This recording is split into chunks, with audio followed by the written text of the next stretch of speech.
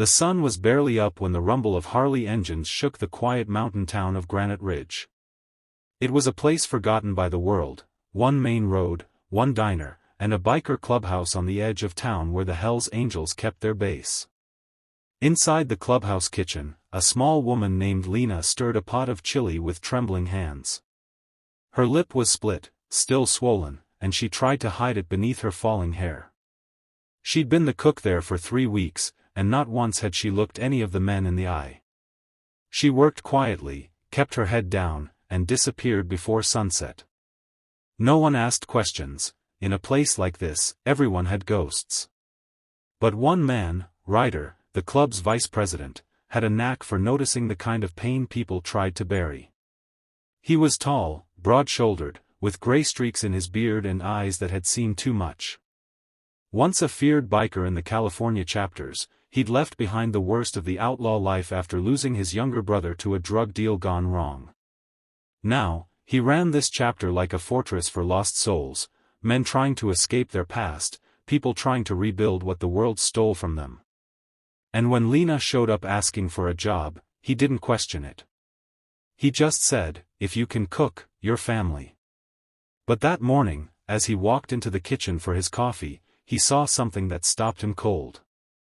Lena lifted her hand to wipe her mouth, and for a split second, Ryder saw the bruise across her lower lip, a dark purple mark that hadn't been there yesterday.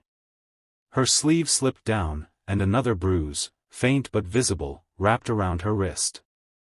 She froze when she noticed his gaze. "Just, kitchen accident," she mumbled, eyes darting to the floor. Ryder didn't say a word, but the look in his eyes changed, steel, silent fury beneath calm. He knew that kind of bruise. He'd seen it on women who'd walked through hell.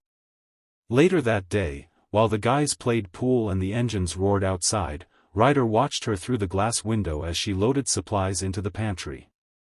Her hands shook when someone dropped a bottle behind her, and she flinched so hard that it made one of the bikers laugh. "What's wrong with your cook, boss? She scared of her own shadow?" Ryder's jaw tightened. "You ever touch her or talk about her again, you'll be the one scared of mine," he said, his tone quiet but lethal. The room went silent. The biker nodded and backed off. From that moment, no one mentioned Lena again. That night, the rain came down heavy over the asphalt. Most of the angels had turned in, their bikes lined up under the dim yellow lights. Ryder was sitting alone in his office, staring at an old photo of his brother, when he heard footsteps outside the door. It was Lena, soaked to the bone, holding a torn grocery bag. "The storm caught me," she whispered, voice shaking. "I didn't want the food to spoil." Her dedication made him sigh. "You could have left it till morning, kid," he said softly, taking the bag from her. That's when he noticed her lip again. It had split open anew, a line of fresh red. "Kitchen accident, huh?" he murmured. She froze. "It's fine. I just fell." Her lie was fragile, trembling like her. Ryder leaned against the counter, eyes never leaving her face. "You don't have to lie here. Nobody's gonna hurt you under this roof." The words hit her harder than she expected. She tried to smile, but her chin quivered. "You don't know what you're saying. He'll come for me if he finds out I'm here." Ryder's eyes darkened. "Who?" he asked. She shook her head violently. "Please, don't ask." And she left before he could stop her. For the next few days, Ryder couldn't shake it. He started noticing little things, the way she winced when a man raised his voice, the bruises she tried to hide under long sleeves, the way her gaze darted to the door every time an engine passed by the diner across the street. Then one evening, it happened. A black pickup pulled into the parking lot. A man stepped out, mean-looking, built like a bulldog, tattoos crawling up his neck. He stormed into the clubhouse kitchen like he owned the place. "Where's Lena?" he growled, eyes wild. "She owes me money. I know she's here." Before anyone could react, Ryder stood up from the bar, his voice low but sharp as broken glass. "You got 2 seconds to walk out, friend." The man smirked. "You the boss? This ain't your business. That woman's mine." The room went deathly quiet. The air felt charged, heavy. Ryder took a slow step forward. "She ain't property. Not yours, not anyone's." The man laughed. "You bikers think you're saviors, huh? She's been living off my money. You want her, you pay me what she owes." He reached for his belt like he was about to pull something, but Ryder was faster. In a blink, he slammed the man against the wall, one hand gripping his throat, the other twisting his arm behind his back. The man gasped, choking. "You ever touch her again, I'll bury you where no one will find you," Ryder hissed. The room watched in stunned silence. No one had seen him this furious in years. He let the man drop to the floor, coughing and cursing. "Get out," Ryder said, pointing to the door. The man scrambled out, spitting threats. "You'll regret this. She's mine." But Ryder didn't answer. He just turned, his expression calm again, and looked toward the kitchen doorway, where Lena stood, shaking, tears streaming down her face. "You didn't have to do that," she whispered. "He'll come back." Ryder wiped his hands on a rag. "Let him." That night, Ryder sat outside on the porch, the storm clouds gone, the world silent except for the hum of crickets.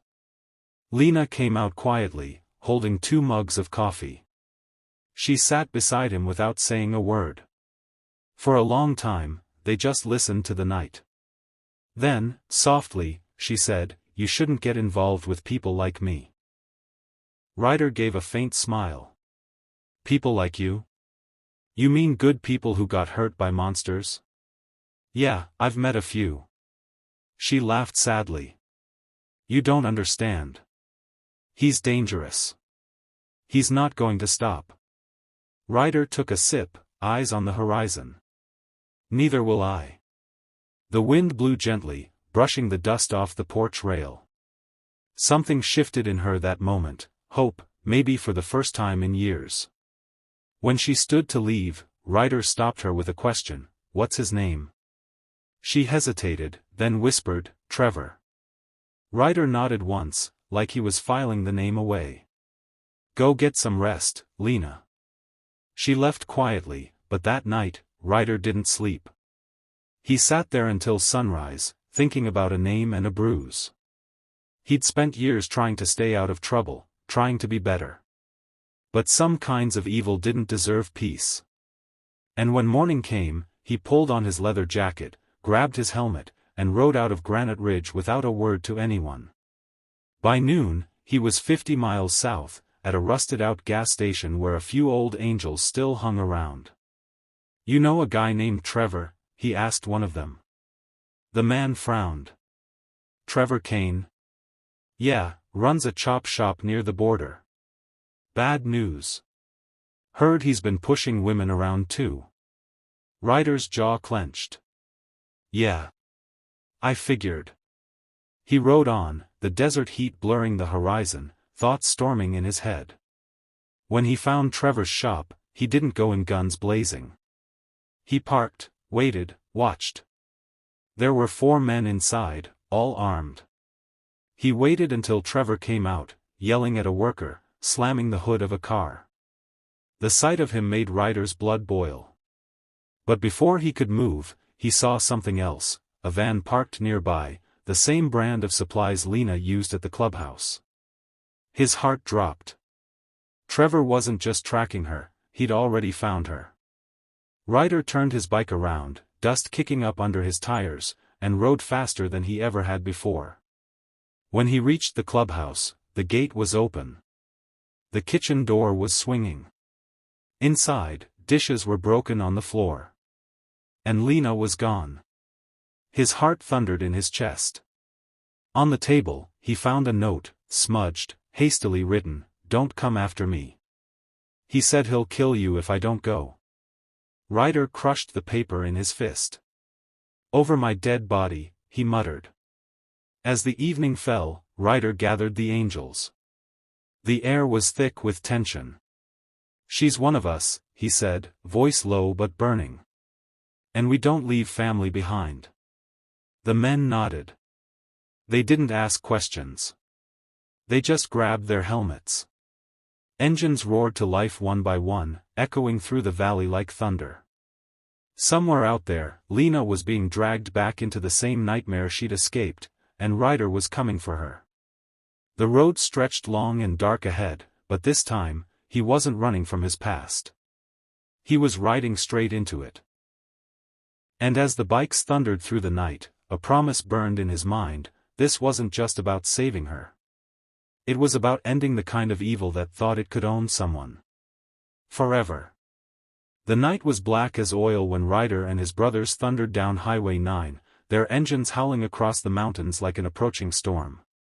The desert wind whipped through his hair, dust stinging his face, but his mind was razor-sharp, focused on one thing: Lena. He'd read enough fear in her eyes to know she was in danger, and if she'd gone willingly, it wasn't by choice.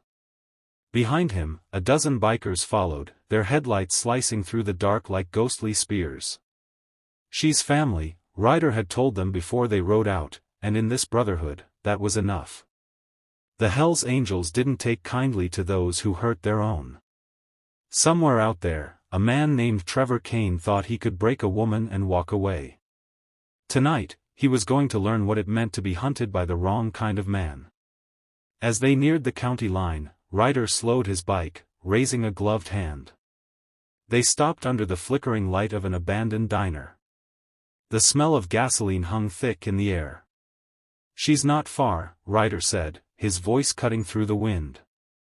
"Trevor's got a chop shop past the ridge. We go quiet till I say. No one touches her. She's not to see blood unless it's mine." The men nodded.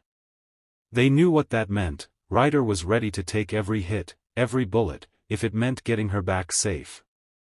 Meanwhile, miles away, Lena sat bound to a chair inside the shop's backroom. The stench of oil and rust filled her nose. Trevor paced in front of her, cigarette smoke curling from his lips. "You thought you could run, huh?" he sneered, slapping her across the face. "That biker trash can't save you.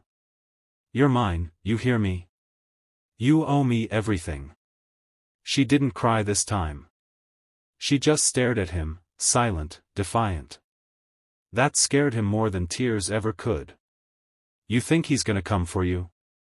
Trevor scoffed, tossing the cigarette to the floor. "He's not that stupid." But he was wrong, because out beyond the hills, the ground trembled under the sound of rolling thunder. Ryder and his crew were coming. The Angels reached the shop just past midnight.